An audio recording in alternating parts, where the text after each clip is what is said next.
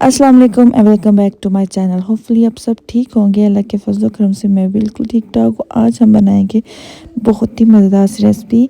ये हम लोग घर पे बनाते रहते हैं मटर पुलाव, लेकिन आज मैं आपको डिफरेंट स्टाइल से बनाना सिखाऊंगी क्योंकि आज हम बनाएंगे अचारी मटन पुलाव।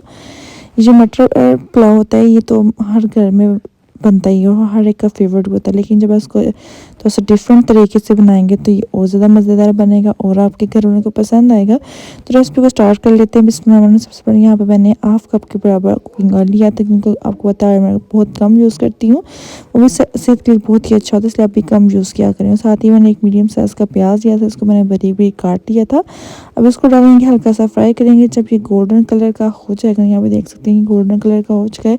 जब ये हो जाएगा इसमें हमें 3 से 4 चम्मच के करीब से पानी डाल देना, थोड़ा सा पानी डालना और आप में ढक्कन दें क्योंकि ताकि प्याज का जो कलर है ना वो निकल जाए। तो यहाँ पे देख सकते हैं हमारा प्याज का कलर तो वो निकल चुका है। तो साथ ही अब इसमें क्या डालेंगे, साथ में इसमें मैंने डालूंगी 2 टमाटर लिए थे जिसको मैंने क्रश कर लिया, उनका छिलका उतार के वो हम इसमें शामिल कर देंगे।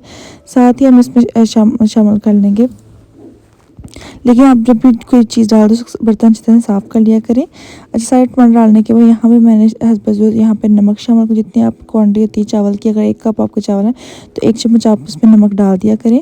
तो यहाँ पे मैंने 1 ही कप चावल लिया इसलिए 1 चम्मच नमक शामिल किया और थोड़ी सी मैंने हल्दी शामिल कर ली थी। अब ये दोनों चीज़ें डालने के बाद उसको थोड़ा सा हम मिक्स कर लेते हैं ताकि जो बबल्स वगैरह बने हुए जो एकदम से निकलती हैं छींटे हम जिसे कहते हैं वो जो है वो ख़त्म हो जाते हैं।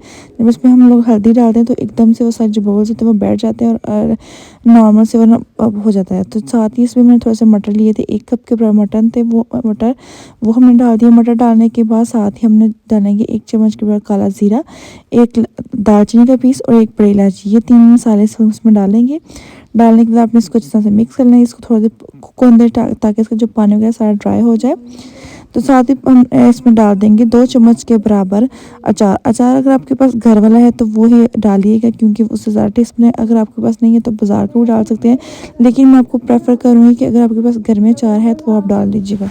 तो साथ ही इसका जो मसाला भी होता है वो बहुत ही मज़े का होता है, तो उससे जो हमारे चावल का जो टेस्ट है वो बहुत ज़्यादा अच्छा बन जाएगा। साथ ही यहाँ पे मैंने 3 से 4 हरी मिर्ची ली थी जिसको मैं सेंटर से कट कर दिया था, वो हम इसमें डाल देंगे। अब इसको पकने देंगे ताकि जिसमें इसका पानी सारा खुश्क हो जाए, थोड़ी सी इसकी हम बुनाई भी कर लें।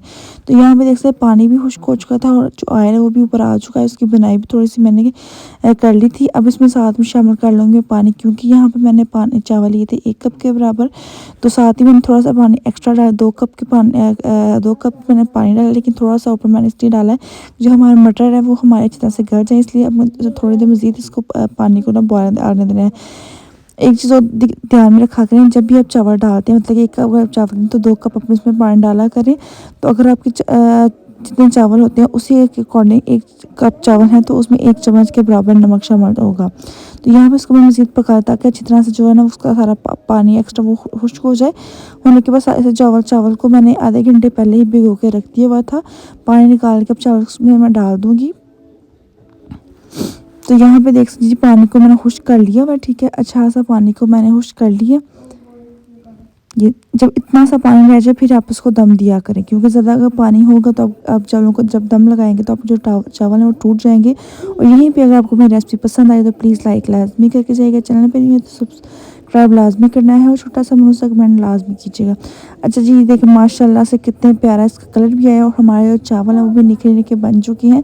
तो यहाँ पे सिर्फ इसको मैंने 10 मिनट के लिए दम दिया था क्योंकि ये मिट्टी वाली हंडी है, इसमें मुझे 15 मिनट देना नहीं पड़ता क्योंकि ये अंदर ही कुक इसके ऐसे हो जाता है कि जब मैं नीचे फ्लेम को ऑफ कर देती हूँ तो वो 5 मिनट तक अंदर चावल कुक होना होते रहते, इसलिए सिर्फ मैंने 10 मिनट के लिए दम दिया। तो उसके बाद इसको मैं छोड़ दूँगी 5 मिनट के लिए ताकि जो इसके अंदर जो भी कमी पेशी होगी वो बिल्कुल ठीक हो जाएगी।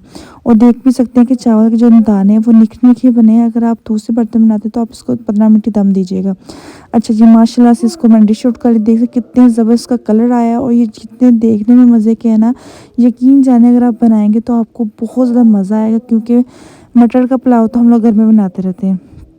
तो अगर इस तरह से अचारी मटर का पुलाव बनाएंगे तो आपके घर वाले यकीन माने तारीफ़ करते नहीं रुकेंगे और ये आप बनाते रहेंगे और ये सबको बहुत ज़्यादा पसंद आएगा। तो मेरी वीडियो को लाइक लाजमी करके जाइएगा, मेरी हौसला अफजाई के लिए छोटा सा मुझसे कमेंट भी लाजमी कीजिएगा और जितना हो सके लाजमी मेरी वीडियो को शेयर लाजमी कीजिएगा, क्योंकि कोशिश तो मैं करती हूँ कि आप लोगों के लिए आसान सी और मज़ेदार सी रेसिपी लेके आती हूँ, क्योंकि जो बहुत ही आसान हो और खाने में बहुत ही मज़े की हो, क्योंकि टाइम भी आपका बच जाए और अगले आपकी तारीफ़ भी करें।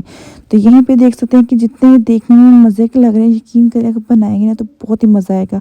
मसाले भी बहुत कम यूज़ किए, कोई इतना मसाले नहीं मैंने यूज़ किए। अपने दुआ में याद रखें, इंशाल्लाह न्यू वीडियो में मिलेंगे। अल्लाह हाफिज़।